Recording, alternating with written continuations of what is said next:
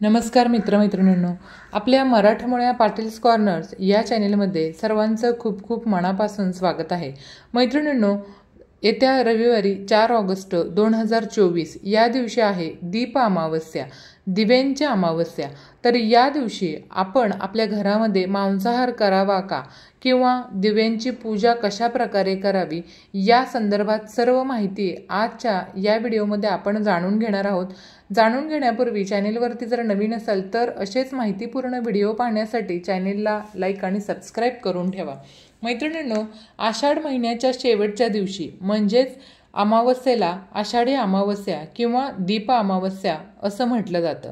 श्रावणाचा पवित्र महिना सुरू होण्याच्या आदल्या दिवशी ही अमावस्या येत असल्याने घरातील सर्व दिव्यांची विधिवत अशी आपण पूजा करत असतो.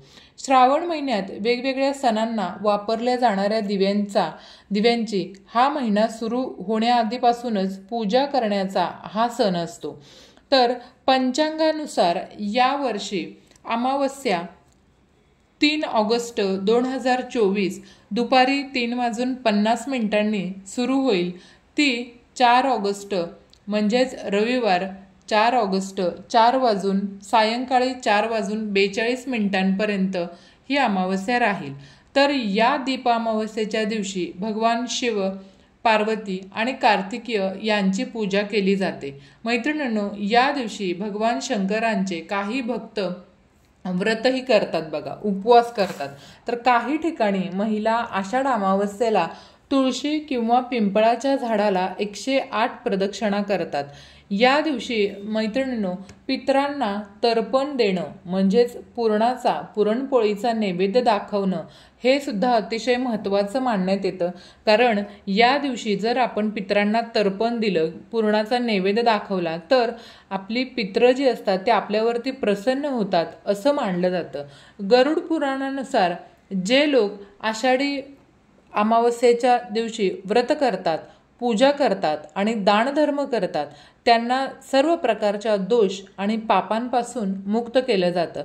म्हणून या दिवशी तुम्ही मांसाहार न करता या दिवशी तुम्हाला व्रत करायचं आहे, उपवास करायचा आहे.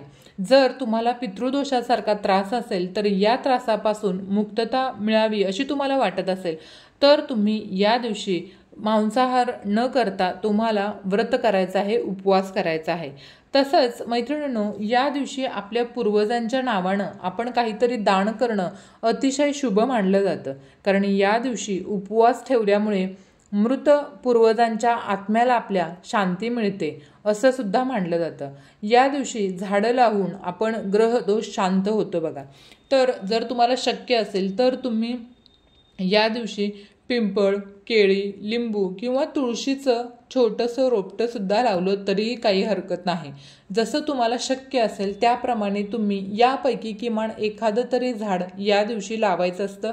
या दिवशी हे झाड लावल्यामुळे आपल्या ग्रहामध्ये जे काही दोष असतील, ग्रहदोष असतील, ते शांत होण्यास मदत होते. म्हणून न चुकता एकतरी झाड आपण या दिवशी लावायचं आहे.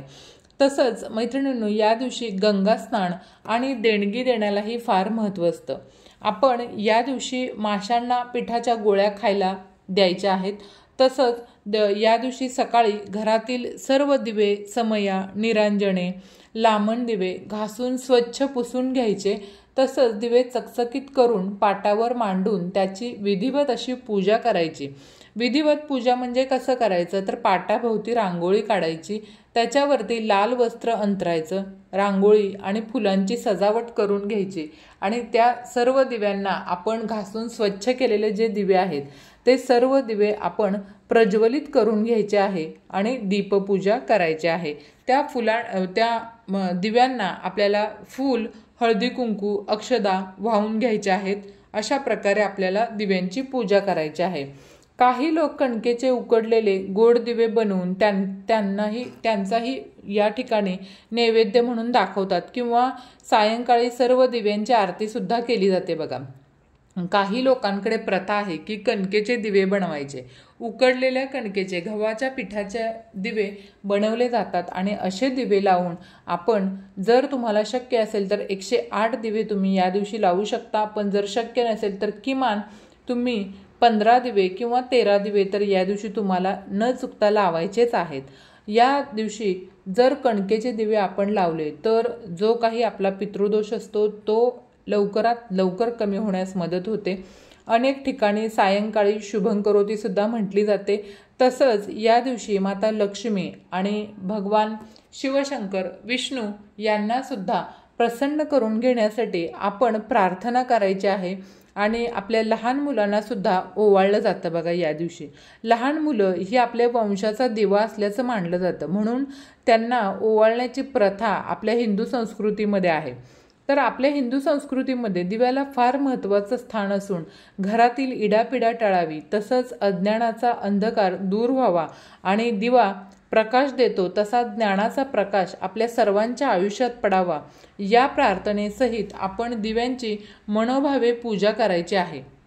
आपल्या मुलांच्या आयुष्यामध्ये असाच अंधकार दूर होऊन प्रकाशाची साथ मिळावी यासाठी आपण प्रार्थना सुद्धा करायची आहे। तसंच मुलांचं औक्षण सुद्धा या दिवशी आपण करायचं आहे।